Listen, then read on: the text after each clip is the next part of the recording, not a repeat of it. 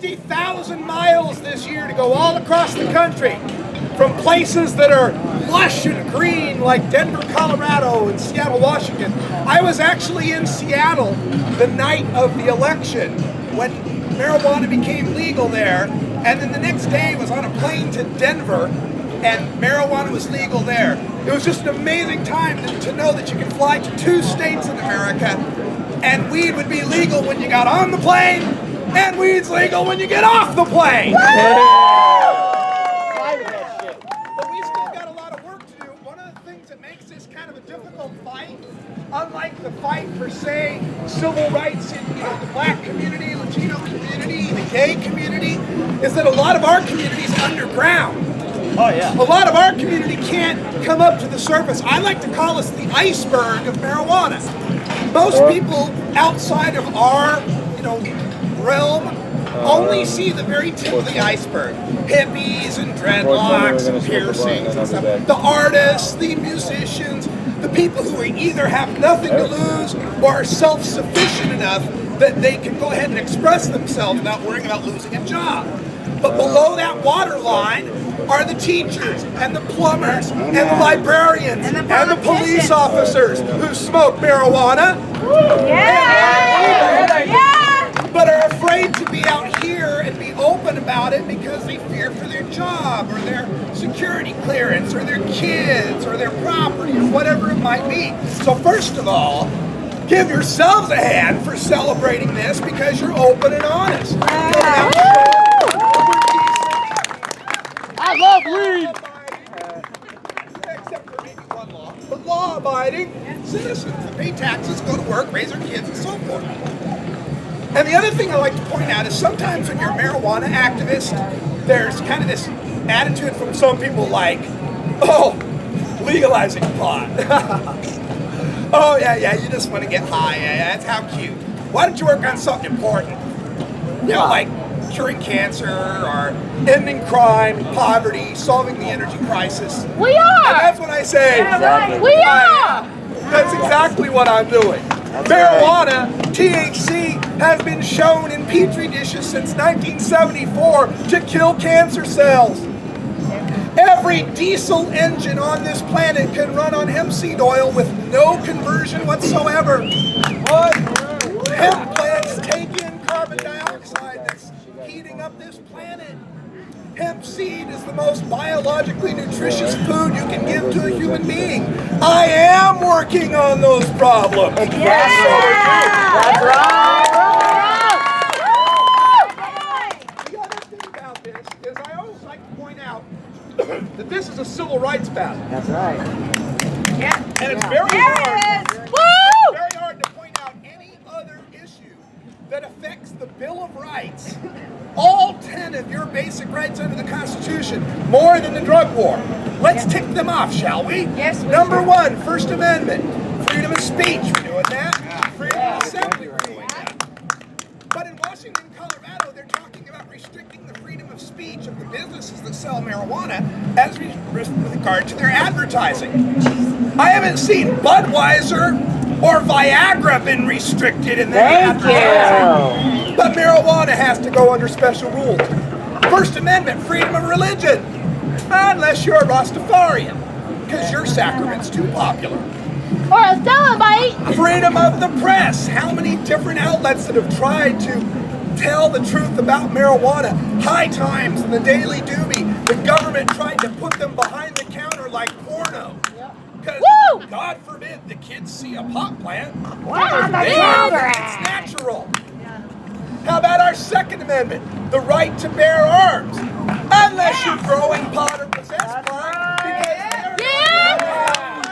Prince William! In my home state of Oregon, we had to fight all the way to the Supreme Court to allow medical marijuana patients to merely have a concealed weapons permit. Not even the weapon necessarily, just the permit. They were trying to shut that down because of federal law that says you can't give firearms to drug addicts. Medical marijuana patients, people. Your Third Amendment right is the right to not have soldiers quartered in your home during wartime except under law or under peacetime for any reason. Okay, so they haven't violated that one. But They can put a GPS device on your car in your private driveway if they suspect you of being a marijuana grower with no warrant and without telling you. Or censor your So that electricity. seems to me a little worse than putting a soldier in my home. That's somebody tracking my everyday movement. Fourth Amendment right against search and seizure. What do you think a drug test is but search and seizure? How about the people who are patted down on a stop and frisk in New York, who lose their Fourth Amendment rights day after day after day Stop through and the mere frisk! smell of marijuana? Fifth Amendment, your right against self-incrimination. Well, what's a drug test? But you incriminating yourself that you committed the crime of using marijuana. Sixth Amendment right to a speedy trial. Roger Christie, an activist from Hawaii, is in jail now for going on 4 years with no bail because he ran a pot church. Like he was some big kingpin dealer. He ran a pot church. He healed 4 sick years people. without a trial so far. In a holding cell. They won't give him bail. Seventh Amendment is your right in civil suits. If someone does you wrong, you can sue them. How do you sue your dealer when he shorts your bag? You can't because it's an illegal market. In a legal market, if someone shorts my bag, I can call Weights and Measures to come in there and bust them or revoke their license.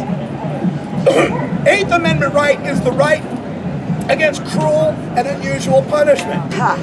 Yeah. Richard Floor, Montana medical marijuana patient, arrested for running a dispensary, was not given the medication he needed, died in a prison cell. Jonathan Magny, Washington, D.C. medical marijuana patient, was not given the medicine he needed to survive, died in a prison cell. What is more cruel and unusual punishment than putting someone in a cage over a plant the founding fathers grew? Thank you. Jerry DeVos is dying in a prison cell as we speak.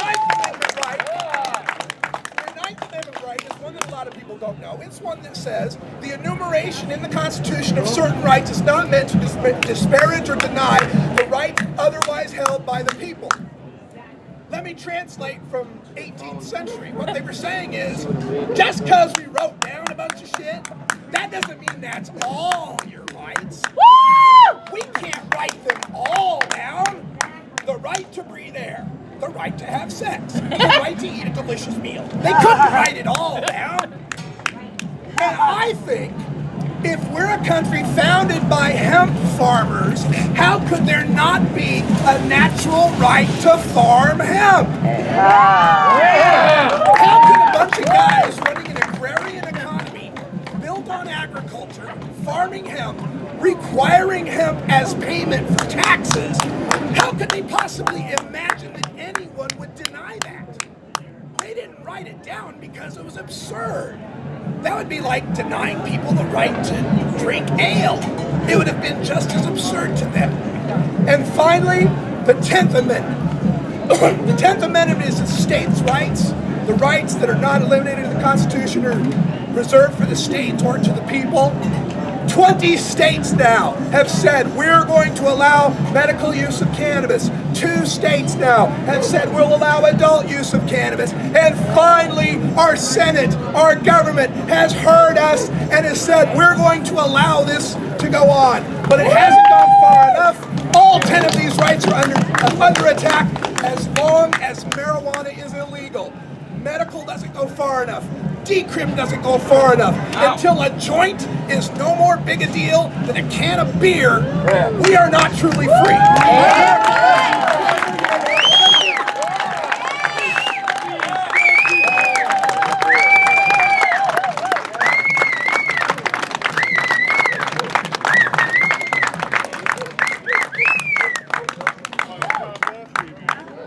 Hey, so I'm Mike White, I'm from Philly.